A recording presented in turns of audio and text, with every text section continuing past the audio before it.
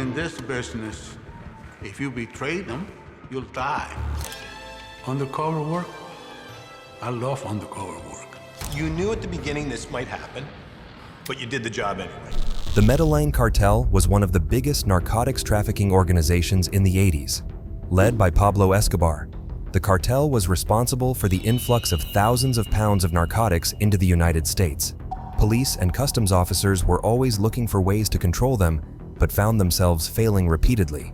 This is where Robert Mazur made an appearance and helped create an undercover mission that ended up being one of the best ones in history. Come join us as we dive into the thrilling tale of Robert and his associates who infiltrated the biggest cartels of the 80s, right under the nose of Pablo Escobar, and collapsed a corrupt bank linked to money laundering. The 1980s undoubtedly belonged to Pablo Escobar. The narco lord had established the Medellin cartel and was trafficking narcotics into the states every day of the week, making millions. There was a sudden surge in the demand for narcotics, and despite the efforts from the DEA, the cartel operations expanded throughout the country. Headed by the notorious drug lord Pablo Escobar, the Medellin cartel are only getting stronger. Florida was the main import point in the US for the white substance. Violence was rampant there, almost turning the place into a war zone. The US customs agents tried to control the influx of narcotics and keep the violence in check, but soon they discovered that the job was much harder than they'd anticipated. It was particularly difficult because they had no intel about the dealers. They didn't know whom to target or arrest. They started looking for a new strategy. At the time, Robert Mazur joined the team from the Internal Revenue Service. He worked in tax evasion, not trafficking. But he soon caught up with the tension in the team, understanding what they were struggling with. As he worked with money, he offered them a different approach. Rather than looking for the cartel members, he asked them to follow the trail of money. It would lead them to the dealers and managers of the ring. Escobar made millions of dollars every week, but before the money could hit his account, he had to turn it white. And who helped him achieve that? Money launderers? It's a business. Without money launderers, without people to move the cash for you, you're dead in the water. But how did they do it? Money launderers usually have normal legal businesses, such as parking lots, and transportation services such as taxi cabs. They create false receipts through their operations from ghost customers. Then they replace this non-existent money with trafficking money and deposit it to the bank as clean. This is where Robert suggested an ingenious plan. He asked to track the person who received the money after it's laundered. You go after the money. And if you go after the money, you'll always find the bigger bad guys. But it still raised one question. How could the team do it without alerting the cartel? Robert had an answer to that as well. He agreed to take the guise of a money launderer and work with the Medellin cartel. Another agent named Emir Abreu was assigned as his partner, and they were coached on what to expect on the mission. And thus began their hunt for Medellin cartel members who could let them inside their ranks. Emir worked on the streets for 4 months and looked for dealers with inside information. And soon, they found someone. His name was Gonzalo Mora Jr. He was a small money launderer who worked for the Medellin cartel. Although his amount was paltry, Emir knew that he could grant them access to the cartel. So he spent months laundering money for him, gaining his trust bit by bit. We were doing small amounts. As I recall, one of the first pickup was $400. It was possible that Gonzalo was testing whether Emir was really capable of the job before entrusting him with a larger amount, and he passed with flying colors. Back at the US Customs Office, the officers forged Robert's identity and created a new one. Some were linked back decades, so if a cartel member came to check, they would find Robert to be an authentic money launderer. He had validated credit cards, bank accounts, and addresses made to his names. After 18 months of relentless efforts, Robert became Robert Musella, a money launderer with access to New York mobs. Finally, Emir introduced him to Gonzalo as his boss and told him that Robert could help launder a larger sum of money. Gonzalo took the bait and agreed to meet him. The Operation Currency Chase, or Sea Chase, finally began. For the much-awaited meeting, Gonzalo took Robert and Emir to an upscale Tampa strip club. Robert had received sufficient training to not blow his cover, but it was still a risky job. Any slip-up could end up taking his life. It's no longer in business. It used to be the old Tanga Lounge. The trio spent a good time there and indulged in the after-hours entertainment. He asked me, can I have a lap dance? I said, of course you could have a lap dance. And then, Emir made the offer to Gonzalo. After introducing Robert and his connections, he demonstrated how he could help launder money without any threats or hassles. You don't have to physically move the money. We'll come and get it. It sounded good. Gonzalo understood that he had chances of making more money from the deals if he worked with Robert. As if to test them one final time, he gave a stripper some money and directed her towards Robert. But as a customs agent, he couldn't accept it, as he would have to testify about everything he did during the mission at the court. You can't do bad things, because if you do, you'll blow the case. We're supposed to be the good guys. But here, Robert needed to play along because he couldn't make Gonzalo suspicious. So he told him that he was engaged and he couldn't risk losing his fiancée. It was a great excuse. Look, I'm gonna marry, I don't want no deal with women. Having a fiancé was excellent idea. Happy with the information Robert provided, Gonzalo forwarded his name to more of his associates. Robert was finally inside the first layer of the Medellin cartel ladder. As the next step, Robert had to open an account with a bank for storing the dirty money, and not a fake one. The Medellin cartel preferred banks in Panama, as their privacy law was very strict, and they never compromised sensitive client data. It allowed them to use the accounts however they liked. Robert approached the Bank of Credit and Commerce International to open an account with his fake identity, Robert Musella. But he had to be cautious about maintaining his cover, because one slip-up could prompt the bank to alert the cartel, and the mission would go down the drain. At the same time, Robert couldn't tell them his intentions for opening the account. If they knew he was getting it for money laundering, it could also jeopardize the mission. Robert was certain that the account manager understood his motives and knew that something wasn't right with his documents. But what he did next shocked Robert. One of the BCCI officers told Bob that in money laundering business, only the stupid people get caught. And they convinced Bob that if he would partner with them, the likelihood of him ever being caught was almost nothing. Robert taped the conversation and saved it for later. He couldn't believe how deep the corruption ran, and he decided to come back and take action against the bank after he had done his part concerning the trafficking. At this point, the U.S. Customs Office had a much clearer picture of the Medellin cartel tree. Gonzalo went back to Medellin and began directing more of his peers toward Robert. A narcotics dealer named Roberto Alcaino was soon interested in business with Robert. He said, they call him Duro. A Duro is a guy who's a big trafficker. Alcaino was a big target, and if they could impress him, they would enter further into the cartel chain. But his offer came with a twist. He was flying into Tampa soon, and he asked to meet Robert's fiancée. The agents now began looking for a female counterpart who could post as the fiancée. They assign a rookie agent called Kathy Ertz for the mission, but they faced a little problem. Kathy and Robert had only just met, and portraying themselves as a couple and faking chemistry was something they were struggling with. Kathy also had a lot of catching up to do as she wasn't in on the mission from the beginning. The challenges were paramount, but the agents didn't give up. The bad guys will inevitably separate the two, test them together, separate them again, test them together. If they don't get the story right, both of them are going to die. Finally, the day to meet Alcaino came. Robert and Kathy waited for his arrival at a restaurant. Unlike other street dealers, Alcaino was a much put-together and tasteful person. The way he dressed, the way he behaved himself. So you're not dealing with a street guy, you're dealing with a businessman. Robert went straight down to business, made offers and explained numbers, hoping to impress Alcaino. On the other hand, Kathy tried to bond with him by offering to read his palm, asking personal questions, and warming him up in the process. Kathy will be able to deal directly as a female with Alcaino. Remember, these people are female happy. She held his hands and spoke to him about his future and ambitions. She was able to get closer to him than Robert ever could. She was softening Alcaino so that he would be more forgiving towards both of them should they ever slip up. And with these contributions, Kathy became just as valuable in the mission as Robert. Initially brought her in to keep Bob from being compromised, but as it turned out, It's quite an asset to the investigation. However, Alcaino said that his men back home were still suspicious of Robert and believed him to be connected to the federal agencies.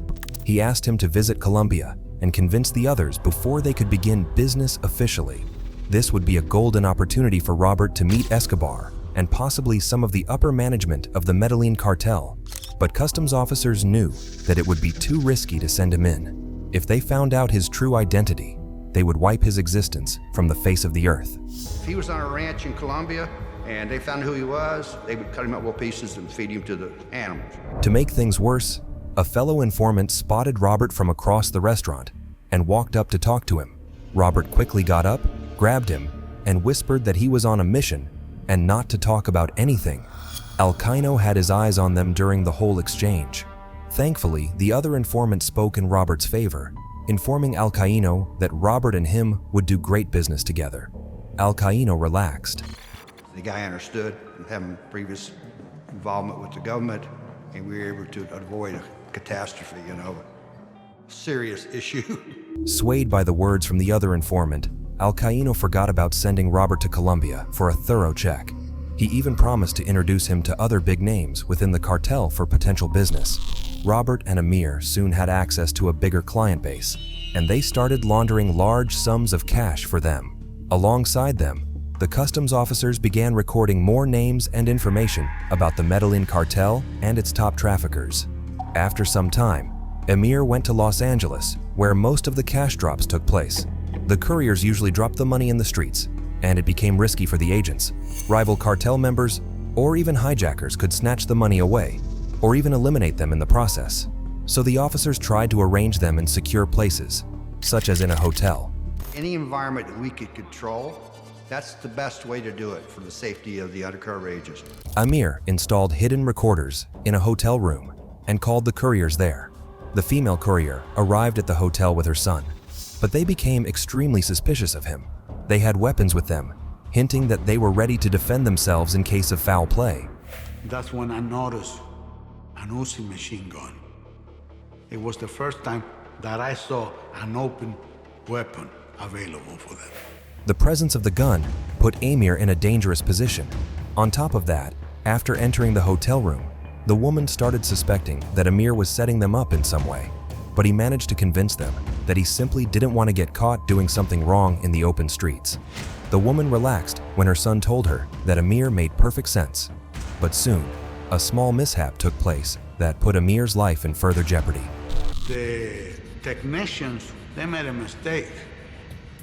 When they closed the door, the wire leading from the recording apparatus, it was busted. Amir noticed the wire, and he quickly walked to the door and opened it, offering to walk them out. Due to his quick thinking, he managed to get away with it. For this once, the cartel was still suspicious of their activities, and soon they put their own surveillance team to work, who tracked the actions of the money launderers. Back in the customs office, the work was going on in full swing. The agents were collecting information at a fast pace when a big inconvenience halted their operations. The US government suddenly imposed a crackdown on the Panamanian dictator Manuel Antonio Noriega and froze all their bank accounts, including the one that Robert owned at BCCI. He had about $750,000 stuck in that bank, and the cartel refused to hear any excuses. The agents could access the money using their true identity, but it would blow their cover, and the mission would come to an inevitable end. Robert went to meet the BCCI officer he was working closely with and told him that if the money stayed stuck, the cartel would target all of them. In this business, they will make sure that either you pay with the money or you pay with your life. When the officer heard about the Medellin cartel, he was frightened and understood how important it was to unfreeze the money immediately. He suggested a way to do so and offered to send the money to a Geneva branch. The US ban wasn't applicable there, and they could hand the amount over to the cartel without any issues. Robert's initiative earned praise from the cartel. It gave the cartel the confidence that they managed to launder such a large sum of money despite the embargo, and they believed that they had become unstoppable.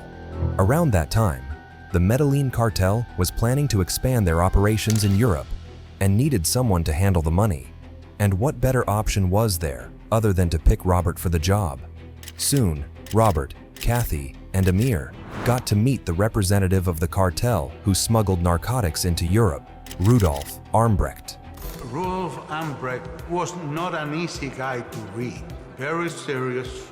For me, that's kind of difficult. Very difficult. Kathy unleashed her charm on him too, and Robert threw his numbers. This encounter was crucial for them, as the man could lead them to Escobar himself. As the meeting proceeded, they were visited by an unexpected guest, Santiago Uribe, the lawyer and advisor to Pablo Escobar. Apart from Armbrecht, this was the man who could gain them entry into the inner circle of the Medellin cartel. All they had to do was win this man over.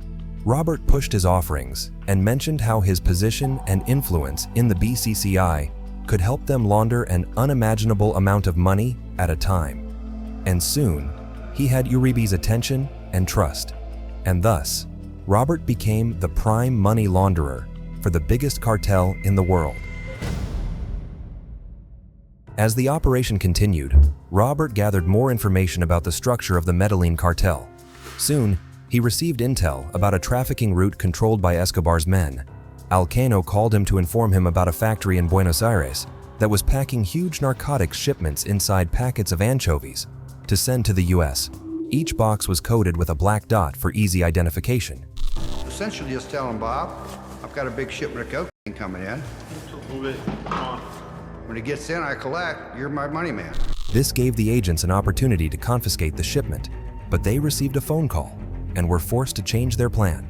Armbrecht called Robert to tell him that his men had spotted customs agents following their cash couriers, and the top commanders of the Medellin cartel were convinced that Robert was working for the federal government.